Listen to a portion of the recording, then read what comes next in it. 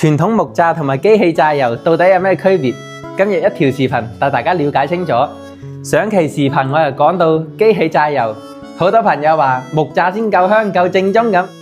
今日我又嚟到呢度，又係呢位老闆，做咗20幾年嘅老油廠嘅老闆。我同老闆了解到，佢傳統嘅木榨呢，同埋機器榨油流程啊嗰啲步驟，基本都係差唔多嘅，只不過工藝唔同咯。佢傳統嘅木榨呢，香味確實係比較濃，比較地道，係老一輩中意嘅呢隻老油味，即係有一種情懷喺度咯。嗰啲傳統工藝，但係嘅話缺點都比較明顯，用到嘅手工操作比較多啊，即係人工大，效率呢比較低，佢嘅產量呢就係比較細啊，成本啊高咯。人工操作嘅話，佢控溫又冇咁精準，容易有雜質啊，所以依家基本都唔再生產噶啦。機器榨油呢，佢係香味係夠純夠正，比較清香，唔會太衝。咁現代人係更加之容易接受，係一樣咁香，一樣咁正嘅。佢工藝升級，但係品質就冇降到級。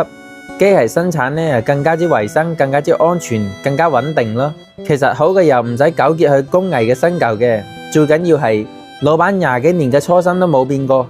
花生油配料淨係得花生仁嘅啫，唔摻假嘅，食得放心先係真嘅道理。